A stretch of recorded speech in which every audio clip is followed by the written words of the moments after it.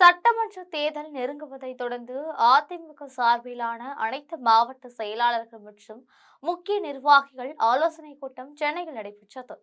இந்த கூட்டத்தில் பேசிய அதிமுக பொதுச் செயலாளர் எடப்பாடி பழனிசாமி, தேமுதிகவை கூட்டணியில் சேர்ப்பதில் இழுபறி நீடிப்பது ஏன் என்பது குறித்து பேசியிருக்கிறார்.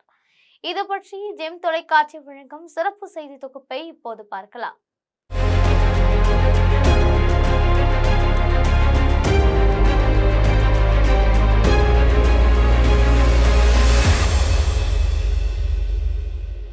தமிழ்நாடு சட்டமன்ற தேர்தலுக்கு இன்னும் 2 மாதமே இருக்கும் நிலையில், பிரேமலதா விஜயகாந்த் தலைமையிலான தேமுதிக இன்னும் தனது கூட்டணி தொடர்பான இறுதி முடிவு அறிவிக்கவில்லை.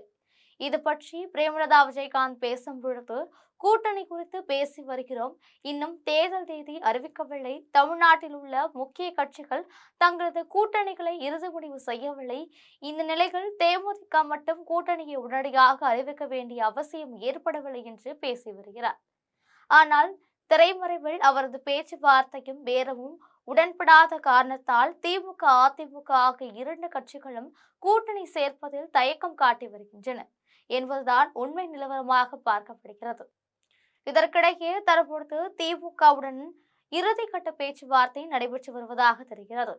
8 சட்டமன்ற தொகுதிகள் தருவதாகவும், ஒரு ராஜ்யசபா பதவி தருவதாகவும், மேலும் தேர்தல் செலவை ஏற்பதாகவும் திமுக தரப்பில் பேச்சுவார்த்தை நடத்தப்பட்டு இருக்கிறது. இது குறித்து ஒரு சில தினங்களில் முடிவெடுத்து சொல்வதாக பிரேமலதா விஜயகாந்த் சொல்லியிருக்கிறார். இந்நிலையில் சென்னையில் அதிமுக மாவட்ட செயலாளர் ஆலோசனை கூட்டம் நடைபெற்றது. இதில் தமிழ்நாடு முழுவதிலும் உள்ள மாவட்ட செயலாளர்கள் மற்றும் முக்கிய நிர்வாகிகள், முன்னாள் அமைச்சர்கள் கலந்து கொண்டனர்.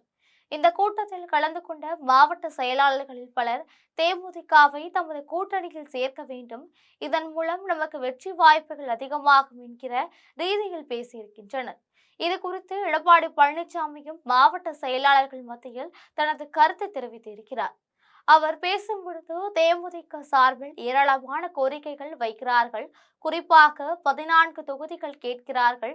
ஆனால் 14 தொகுதிகளை தேமுதிகவிற்கு ஒதுக்கும் சூழ்நிலை இல்லை. இருந்த போதிலும் இது தொடர்பாக பேச்சுவார்த்தை நடைபெற்று வருகிறது.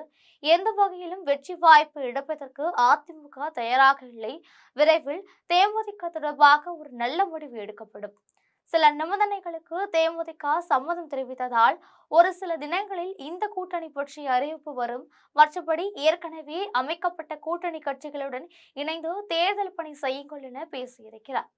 இதனைத் தொடர்ந்து அதிமுக தரப்பில் முன்னாள் அமைச்சர் உதயகுமார் மற்றும் ராஜேந்திர பாலாஜி ஆகியோர் பிரேமலதா விஜயகாந்தை மீண்டும் சந்தித்து பேசுவதற்கான திரைமறைவு ஏற்பாடுகள் நடைபெற்று வருகிறது. தற்பொழுது ஏற்கனவே திமுக தரப்பில் இறுதிக்கட்ட முடிவு செய்து வைத்திருக்கும் பிரேமலதா விஜயகாந்த் அடுத்த கட்டமாக அதிமுகவிலிருந்து வரும் அழைப்பை ஏற்று திமுக அல்லது அதிமுக 2இல் எது தனக்கு சாதகமாக இருக்குமோ அது குறித்து முடிவெடுப்பார் என தற்போது தகவல் தெரிய வந்திருக்கிறது. தேமுதிகவை பொறுத்தவரைகள் வாக்கு வங்கி என்பது மிக குறைவாக இருந்தாலும் ஒவ்வொரு தொகுதிக்கும் குறைந்தபட்சம் 5000 முதல் 10,000 வரை வாக்குகள் இருக்கிறது என்பதாலும், மேலும் தேர்தல் பிரச்சாரத்துக்கு பிரேமலதா விஜயகாந்த் மிகவும் பயன்படுவார் என்பதாலும் திமுக, அதிமுக ஆகிய 2 கட்சிகளும் கூட்டணி சேர்ப்பதில் ஆர்வம் காட்டி வருகின்றன.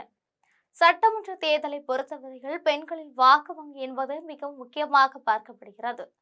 அந்த வகையில் தற்பொழுது தமிழ்நாடு அளவில் பெண் பேச்சாளர்களோ பெண் தலைமையோ இல்லாத சூழ்நிலை பிரேமலதா விஜயகாந்த் பிரச்சாரம் தங்களுக்கு சாதகமாக இருக்கும் என திமுக, அதிமுக ஆகிய 2 கட்சிகளும் எதிர்பார்க்கின்றன என்பது குறிப்பிடத்தக்கது. இதுபோன்ற அரசியல் பின்னணி செய்திகளை அன்றாடம் தெரிந்து கொள்ள ஜெம் தொலைக்காட்சியுடன் தொடர்பில் இருங்கள். நன்றி, வணக்கம்.